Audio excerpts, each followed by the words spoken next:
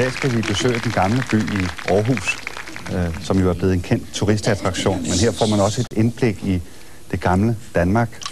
De har genopbygget de gamle huse, de toppede brosten, der er atmosfæren, der er bindingsværket. Tak lige, Walter. Herovre. Så jeg sige, så skal vi illustrere, hvordan vi rent faktisk har lavet Danmarksfilmen her. Her kører det bilen, der far. Ups, så hopper han ind i sine sandaler her. Det er faktisk sådan også Fellini, han laver film, ikke? Så ser vi her lampen. Her står Ellie herovre. Ellie filmer, og så går Walter, han står her. Dag, Walter, er du klar til at lave film? Jeps, siger Walter, det er dig, der står og hopper. Så siger far, så må han hellere til det her klaptræ op, og så siger far, er du klar? Så hopper vi op i bilen og kører. Ups, bum, så er vi klar. Aktion, siger han, aktion, og så... Walter, der væltede du. Nej, der væltede han sgu lige. I den gamle by, der finder man dagliglivet i Danmark, lige fra bageren over købmanden til Reberbanen. Sagde du Reberbanen? Ja. Altså, det er jo et af de smukke gamle huse i den gamle by Aarhus. Der skal vi sgu da skynde os hen, Walter. Jamen det synes jeg er en god idé. Ikke noget med at flyve, Ellie. Kort direkte til Reberbanen. Så Ellie, tættere på med apparatet løb. Og lad være med at gå og vælte åndsvægt på gaden. Hvorfor fanden er det ikke cementeret det her, Walter? Hun kan jo vælte den fars udstyr. Det gjorde man ikke dengang, Karl. Det gjorde man altså ikke. Vi har taget linje 17 direkte og lugt ind i fortiden. Dengang, hvor bronzemænd og jernkvinder, de gik og rev blage og gik tur med kvæling og jagtede alt, hvad der var god med 2 ben. Nej, Karl, det er ikke helt. Vi er i den gamle by i Aarhus, ikke? Hvis formålet det er, som står her i brochurerne, og viser udviklingen af den danske købstads borgere og næringsliv. Ja, det er muligt, man var nære, man sparer ikke på mørkelen, og hvor Reberbanen med. Man skal lige tænke på, at dengang levede de altså anderledes, end de gør i dag, ikke? Altså, man levede ikke så længe, for eksempel. Så kan de sgu bare stå op 4 timer før de vågner, ligesom far gør, for at være mere sammen med far. Så bliver de sgu da meget gamlere. Reberbanen, det skal vi helt til. De døde tit af bøllepest. Af bøllepest, Walter? Det kommer du ikke ind på i den her udsendelse. Det gjorde de. Altså, og man giftede sig ikke af kærlighed, men for slægtens skyld dengang. Tak selv, hør, Elle. Det er det, jeg helt fint har sagt til dig. Hvad fanden er du kræver kærlighed for? Far fik da en kortina med i medgift, og en gift som apparat i det, ikke? Jamen, det er det samme som, de levede meget af tiggeri og... Tiggeri, Walter. Walter Stratenrøver har gjort det med fars ellers så venskabelige sindelag, at det nok kan så komme på Reberbanen, Walter. På Reberbanen? Ja. Vil du meget gerne se den? Meget gerne. Far er jo husammer i Lille, som er humle til hygiejne. Hvor er den henne? Jamen, så går vi ned og ser... Godt, Ellie, så går vi nu. Ja, så er vi her. Og hvor er scenen henne, Walter? Nu skal du se, hernede der er spindehjulet, ikke? Det er det, han bruger til at dreje rundt. Og så står han med spinderem og det er meget og så trækker han det hele vejen ned i den anden ende. Hvad siger du så? Så har de ham på, som de spænder fast om? Der har de så hejlebænken og hejlekammeret og hejlebænken dernede. Der bliver man hejlet igennem det. Det er der scenen er så, ikke? Det der klæder de om dernede så også. Scenen? Ja, med alle pigerne som lille hop og... Nej, det er Hamborg, du tænker på. Det er Reberbanen i Hamborg, det er noget andet. Det her er et rebslageri, rigtig gammelt. Et rebslageri, Walter? Det er fra 1875. Ja, det er... Hold op med det. Hvad fanden er det for noget, Walter? Hvad? Er jeg blevet ført bag lyset? Nej. Afsted til Hamborg, Elle. Afsted til... Hvad har for noget? Så må jeg jo sige tak for i dag, selvom det jo blev noget kort program. Jeg ved det. Jeg har det, Walter. Hvad? Ved du? Jeg ved, hvordan vi kommer til Hamborg lynhurtigt. Vi har ikke nogen penge. Lykkehjulet, Walter. Vi skal sgu da ind i lykkehjul og vinde nogle skejser. Karl, der er meget, meget lang ventetid på at få lov til at komme med der. De ved sgu da, hvem far er. Det er da bare lige at gå ind og banke på og sige, i dag, halløj, så det er far, man skal lige vinde nogle penge, ikke? Godt, Ellie. Sådan, så står far her foran en skilage Valby. Jeg står her jo sådan set også, ikke?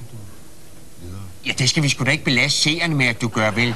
Du siger jo, at du står her. Det gør jeg sgu da også. Nå, jamen, du siger jo, at du står her. Det siger du samtidig. Men det er sgu da vigtigt, at seerne ved, at det er far, der står her, ikke nogen anden. Ellers så slukker de ikke. Ellie, kom her. Så går vi ind her. Jeg er ikke sikker på det.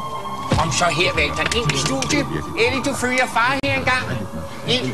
Ellie herovre. Se, Walter, så er vi herinde i Danmarks kendteste lokalitet. Det her er inde i Lykkehjulsstudiet, som du kan se. Og hvem har vi stået der? Det er her. Det er jo Karina, der står der, og Hamburg. Goddag, halløjsa, fra Danmarks historien her engang.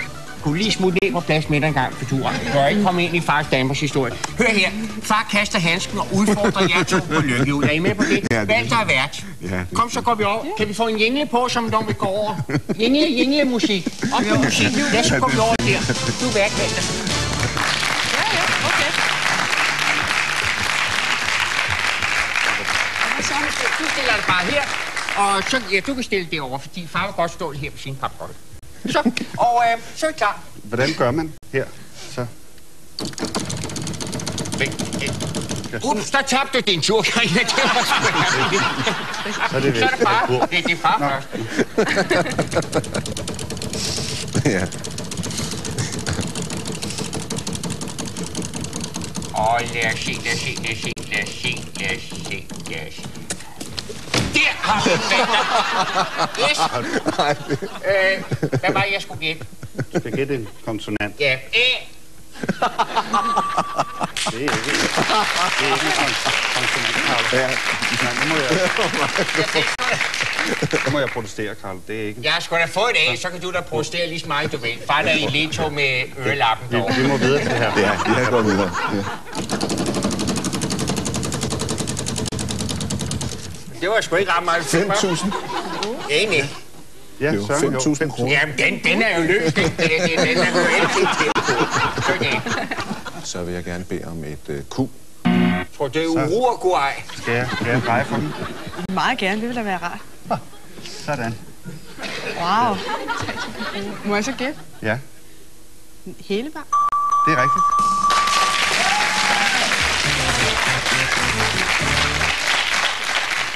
Det er herr Dennis. Jeg ved ikke, er herr Dennis gemmer sig nogle steder, hvis han kunne? Ja, det gør jeg, og jeg kan jo fortælle, at det er en rigtig god dag i dag.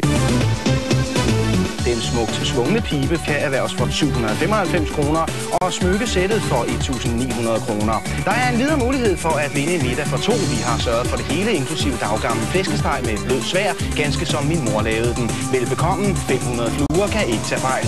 Rigtig god fornøjelse derovre. Øringen, kan jeg få dem, tror du? Ja, selvfølgelig. Ja. Det vil jeg gerne have så. Tillykke med dem. Vi har jo nogle øreringer allerede. Og de der over flotter. Det her, det er ikke min egen. Så. Nå, det er ikke deres egen. Nå. Her bor vi har også en præmie til dem. Trøstpræmie. Hvad kunne de tænke dem? Ja, så står jeg og lurer lidt på pipen måske, hvis det... Det er meget fint. Hvad fanden skal far så her? Du vandt jo ikke, Carl. Han fik da en trøstpræmie. Hvorfor skal jeg så ikke have noget? Du kan få resten. Det er gamle lort. Ellie, hvor er du henne? Ellie, kom her, Ellie. Hvor fanden er han henne, ham der med gaverne? Ellie, hey, du har ønsket dig en mikrobølgeovn, ikke? Og du har ønsket dig komfur. Hvor fanden? Dennis, kom her, ikke? Jeg ser sgu det op. I må helst ikke komme herop. Du kommer bare, du smutter. Ellie, prøv at se, sådan ser han ud løbende, der ikke tør vise sit ansigt på tv. Prøv nu lige at høre. Velkommen til den farlige og